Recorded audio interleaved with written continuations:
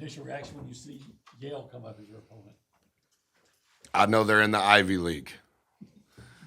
I know Coach Jones, but I don't know anything else. So we got a lot of work to do. Were you surprised, have any reaction at this point, anything to see that you are a 4 seed? I just found out that we were the number 1 4 seed on the S curve. I guess when, since we were in the South region and that was the first region they showed, you don't know where you're at, but as it kind of unfolds. So I just found that out. So Yale's a team top 10 in 3-point shooting. I know y'all have had several good 3-point shooting teams. Do you feel like you've had reps against teams that have yeah, we need to do better than we have at times. They're top 10 in what? Shooting them? field goal percentage? Okay, good. Then we got a lot of studying to do on their personnel. Andy was pulling up their box score. They shot 23s today.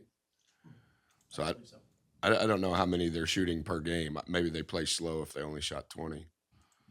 Or maybe it was just a slow game. How do you think playing in such a crazy good conference maybe prepares you guys? Does it wear you down or does it prepare you for?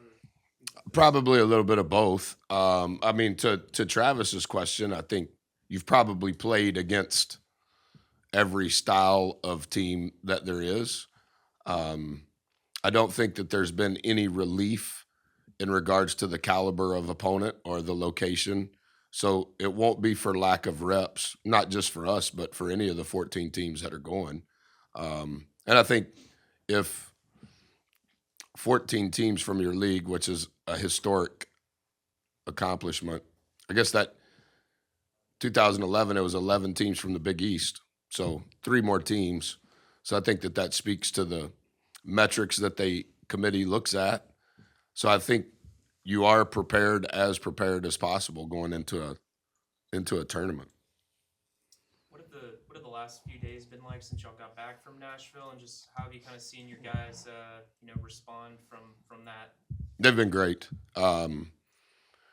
We ended up leaving Thursday night at 10, so we got home about 2:00 in the morning on Friday. We took Friday off, and I told them post game, guys, I don't know the timing of how all of this is going to play out because you're anytime you get in March, there's a lot of logistics that you can't control. So I told them I would text them on Friday what I thought our decisions should be and how we handled Saturday and Sunday. We did a full day of work yesterday completely about us on the court, full practice, and in the film room. It was really good. And then I had told them on Friday morning when I texted them, I feel comfortable with what we're doing on Saturday, but I'm not going to make a decision on what we're going to do on Sunday until Saturday night. And so I texted them last night, and we kind of did what we call an OTA this morning, a little bit of skill, a little bit of special work. We don't turn their motors completely on, no contact. They were excited. We honored all of the group. This was their first time going to the NCAA tournament. And then we honored the group that this was their second time going. And then obviously the rest of us, this was our third time here going in a row. We worked for maybe 70 minutes or so.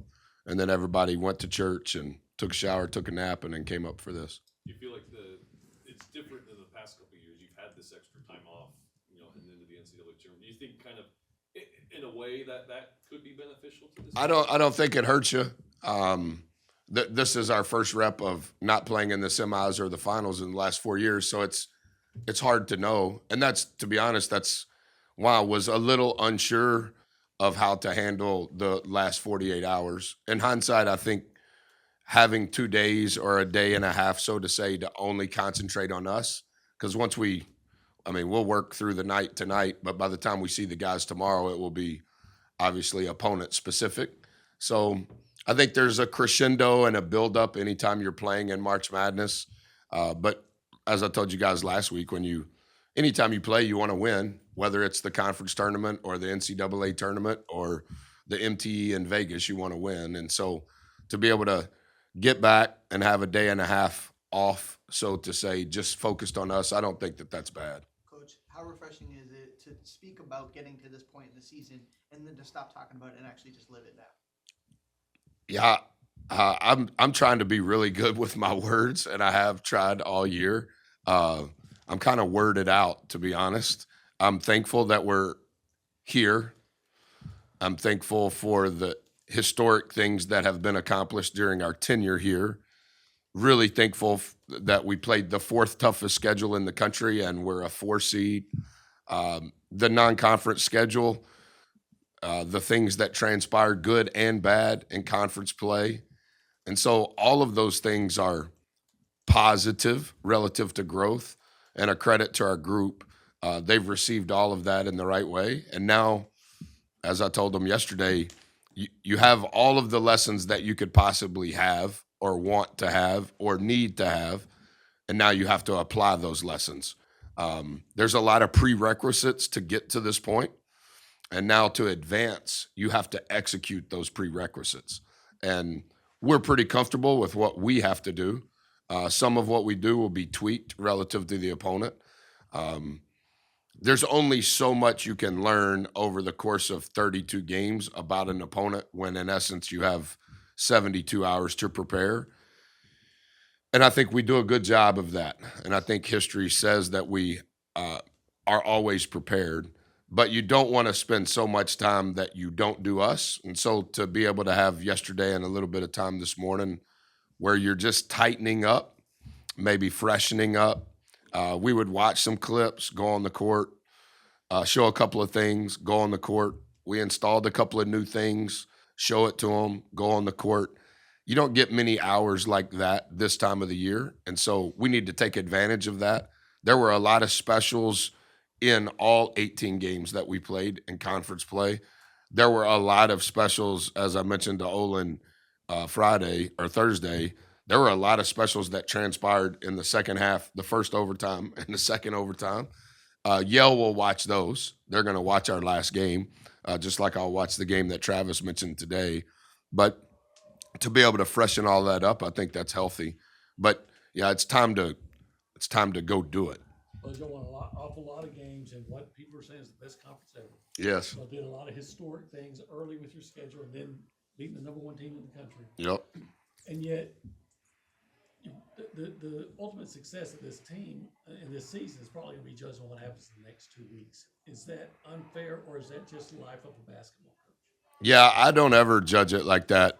Just like I told Chris Lowe last week, I think fans have a tendency to do that, but I think when you're living through all of the things that you mentioned, the sustainability of all of those things are what, to me, proves the substance of what you are. And I think we've done that. We still want to do well in the NCAA tournament, but I would not suggest, nor do I feel as a coach, that it all should be based on postseason. This is my 11th NCAA tournament as a coach. But when you start talking about 33 games, 32 games, and when you get above that, obviously you're talking about postseason. I think all of that success led to this moment, and now you just want to build on it. Coach, what does it mean to have a team with this much NCAA tournament experience, especially when you're playing a Yale team that also has so much recent tournament experience? Yeah, I was sitting up there with the kids, and it could have been Mo. I think it was Mo. Or it might have been Solo. They said, Coach, isn't that the team that beat Auburn last year? So that'll be the second game I watch. I just don't know how many, Ian, of those kids at Yale are now on their team. I know the best player at Michigan came from Yale, or maybe the second best player on their team came from Yale. I think the Ivy League COVID situation, 5th year, is a little different. So I don't really know their personnel. Our group has 3 NCAA tournament games of experience. That's healthy, and hopefully we can accumulate a few more over the next couple of weeks. Do you have any personal connections with the city of Denver? I know. Both my oldest children obviously were born in Fort Collins when I was working for Coach Lair. my birthday is September the 1st. Corey and I always take a couple of days off, and during our time in Fort Collins, we would always go watch CU versus CSU at Mile High Stadium. You know that I love football, so got to know a lot of the coaches with the Broncos at that time. Sonny Lubick was the football coach at Colorado State, Hall of Fame football coach. And yeah, I think Denver's a beautiful city, but I don't. That seems like an eternity ago, 20 years ago. But our the Mountain West Conference tournament was in Denver the year we went to the NCAA tournament when I was an assistant coach for Coach. Obviously, I saw Michael Jordan. Mason's first NBA game was watching Michael Jordan play for the Washington Wizards against the Nuggets. Cheesecake Factory had just opened down there. I remember that being kind of cool on my birthday trip. That's kind of about, and I flew in and out of DIA 4 million times as an assistant coach at Colorado State. Have you ever played Yale at any of your stops or an Ivy League team? Have you ever played an Ivy We League played Princeton in the first round of year number 2 at Virginia Tech. That was the year we went to the NIT. We sang the Star Spangled Banner, and the cadets held the flag across the floor, and the Craig of Virginia Tech took one of the most awe-inspiring pictures I can remember. We played Harvard in game number 2 in year number 1 at Texas A&M against Coach Amaker, and we lost. And then we lost to Fairfield, not the hotel, the team, the next game.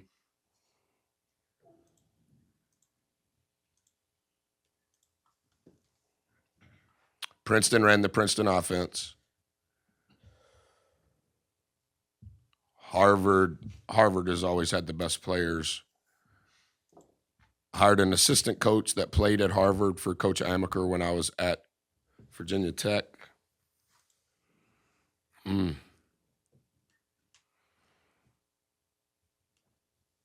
I'm pretty sure, Alex, that would be the. I'll look it up, but I think that's the only 2 games that I've played in versus the Ivy League. I don't think I did at Marquette. I guess just along those lines, what do you notice that's different about the style of play and the personnel that Ivy League teams maybe typically have that are different from anybody else, if there is, in your opinion? Small sample size, just stereotypically, I would say all of those guys are smarter than me that play there.